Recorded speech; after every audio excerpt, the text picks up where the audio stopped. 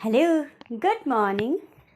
SB Canning classes में मैं संतोष कुमारी बगड़ी आप सभी का स्वागत करती हूँ और स्वागत करती हूँ आप सभी 19 कैंडिडेट्स का जो अभी एग्ज़ाम से बाहर आए हैं। उन मानसिक एक हाँ, सबसे पहले तो मैं ये पूछना चाहूँगी कि काफ़ी आप थक चुके थे, तो सबसे पहले एग्ज़ाम जिस दिन हुआ वो कौन कौन कितने कितने समय के लिए सोया, कुछ बताएंगे?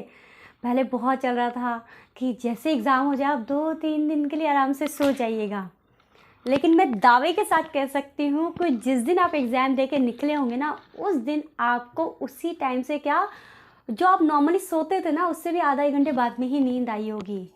क्योंकि हमारा जब हमारा दिमाग जो है हमसे विपरीत दिशा में काम करता है।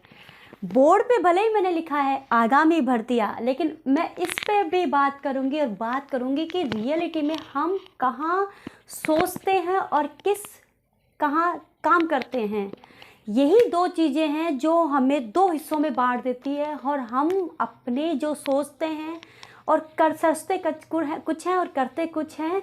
वो एक कहावत है ना कि बार्किंग डॉग्स डोंट बाइट। मैं भूल गई हूँ, एक्चुअली 10th-12th में पढ़ते थे वन वर्ड सब्स्टिट्यूशन, तो थोड़ा याद रहता था, अभी निकल गया है। और आप तो जानते हैं राजस्थानियों की तो इंग्लिश बल्ले बल्ले है, शब्द माशाअल्लाह है।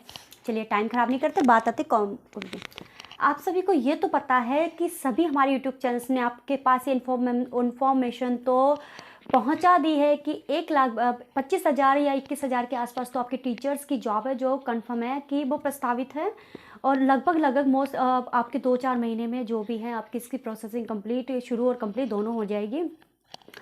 वो सारी टीचर्स हमारे मान्यवर गुरुजनों ने आपको बता दिया, मैं उस पर बात नहीं करूँगी। मैं आपको जो बताना चाहूँगी कि सबसे पहले तो ये कि जैसे देख लीजिए आपके सामने इस वक्त क्या है, 12 और 19 तारीख को तो आपका एलडीसी का पेपर है।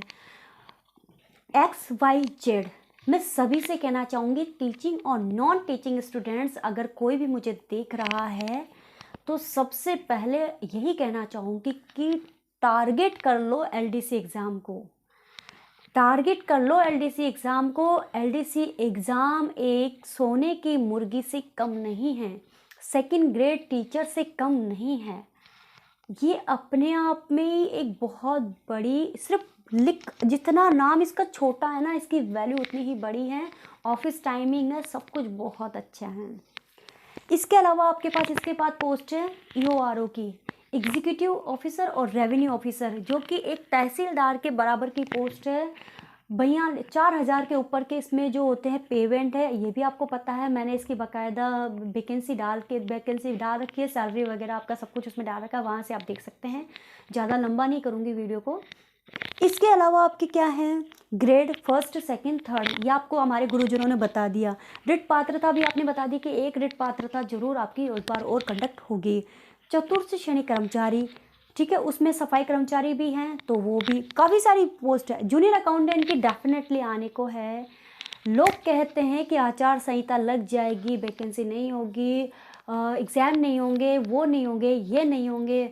मैं कहती हूँ या तो आप लोगों की बात ही मान लीजिए और छोड़ दीजिए, थक गए होंगे, आराम से सो लीजिए, घूम लीजिए, आपको कोई टूर बनाना है तो बना लीजिए ना, उनकी या तो उनकी बात मान लीजिए या फिर मेरी बात मान लीजिए। और मैं आपसे ये कह रही हूँ कि आप थक गए होंगे, मानती हो सब कुछ हो गया, तो खाना थोड़ी छोड़ दिया आपने अपनी ज़िंदगी थोड़ी छोड़ दी, तो आप पढ़ाई भी मत छोड़िए। 4 से 6 घंटे लगातार अपनी पढ़ाई को दीजिए। मैं तो कहती हूँ कि सारी वैकेंसी को भूल जाइए, सोचिए कोई वैकेंसी नहीं है। एलडीसी की वैकेंसी जिसने फॉर्म भर रखा है, यही मेरे तो आगे है और यही मेरे पीछे है, मुझे तो इसी को पास करना है। उसके रहने के बाद में जस्ट पीछे पड़ जाना ईओआरओ के 77 पोस्ट है, 77 पोस्ट है, लेकिन 77 पोस्ट किसी अधिकारी की है, छोटे मोटे कर्मचारी की नहीं है। आपने वो पंचायती राज या स्थानीय स्वशासन पढ़ा होगा, उसमें जो 243 हमारा जो आर्टिकल है 243, उसमें क ख ग बहुत सारे चलते हैं, उसमें एक पोस्ट इसकी है एग्जीक्यूटिव ऑफिसर की, ठीक है। तो हमारे पालिका, निगम और परिषद जो चलती है, उसमें से एक पोस्ट ये वाली होती है।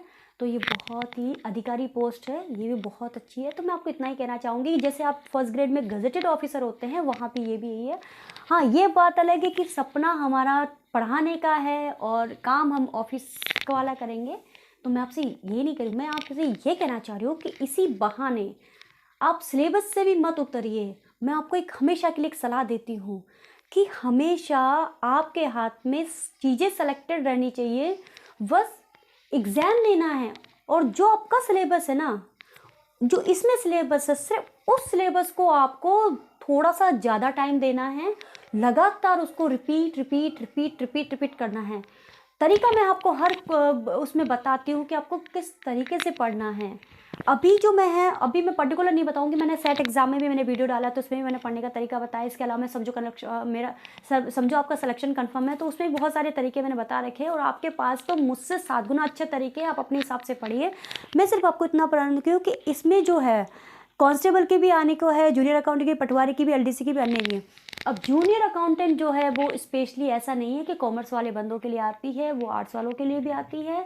उसमें सिलेबस एकदम ऐसा होता है कि कोई भी नॉर्मल स्टूडेंट जिसने कभी एग्ज़ाम नहीं दिया, फर्स्ट बार एग्ज़ाम देगा, वो भी क्लियर कर सकता है, क्योंकि उसमें अकाउंटेंसी के जो प्रैक्टिकल सवाल है, प्रैक्टिकल क्वेश्चन ना के बराबर आते हैं। उसमें थ्योरी आती है टोटली, और वो टोटली थ्योरी है, वो हर कोई पढ़ सकता है। तो ये सारी जितनी भी पोस्ट लिखी हुई है ना, वो सबके लिए है। बस ज़रूरत है तो इन सभी पदों के हिसाब से क्वालिफ़िकेशन की, ग्रेजुएशन, पोस्ट ग्रेजुएशन, उसमें क्वालिफाइंग मतलब जो मिनिमम क्वालिफाइड मार्क्स जो है वो, इसके अलावा आपके जो है डिग्री, डिप्लोमा, तो वो थोड़ा सा तो देखना पड़ेगा कि आप किस स्टैंडर्ड के हैं, आपकी क्वालिफ़िकेशन क्या है। लेकिन अगर आपके पास जहाँ जहाँ आपकी क्वालिफ़िकेशन यहाँ पे टक्कर मारती है, वहाँ आप इसको फॉर्म को भर सकते हैं। अब आप सोच रहे हैं कि मैम आपको पका रही है, पका रही नहीं है। अब बात करते हैं मुद्दे की। मुद्दे की बात ये है, ध्यान से सुनिएगा, मैं आपसे ये कह रही हूँ, फर्स्ट ग्रेड भी हो गया, सेकंड ग्रेड भी हो गया, थर्ड ग्रेड भी हो गया, आप पीछे पड़े हुए हैं कट ऑफ के, आप पीछे पड़े हुए हैं रिजल्ट के, आप पीछे पड़े हुए हैं क्या होगा और क्या नहीं होगा। मतलब बच्चों, आप लोगों ने अपने दिमाग को इतना परेशान कर रखा है कि ये ना संतुलित जीवन जीना भूल गया है।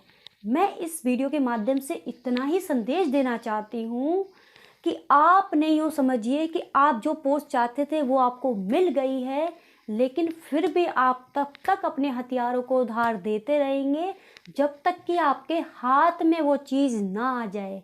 और हाथ में आने के बाद भी ये ना हो कि वो पोस्ट पाकर भी आपने जिस जुनून के साथ उसको शुरू किया था, उस जुनून के आगे भविष्य के बच्चों का, भविष्य के लोगों का आप निर्माण करें, उनमें नव निर्माण करें, नव सुधार करें। इसी भावना के साथ वहाँ पे काम कीजिएगा।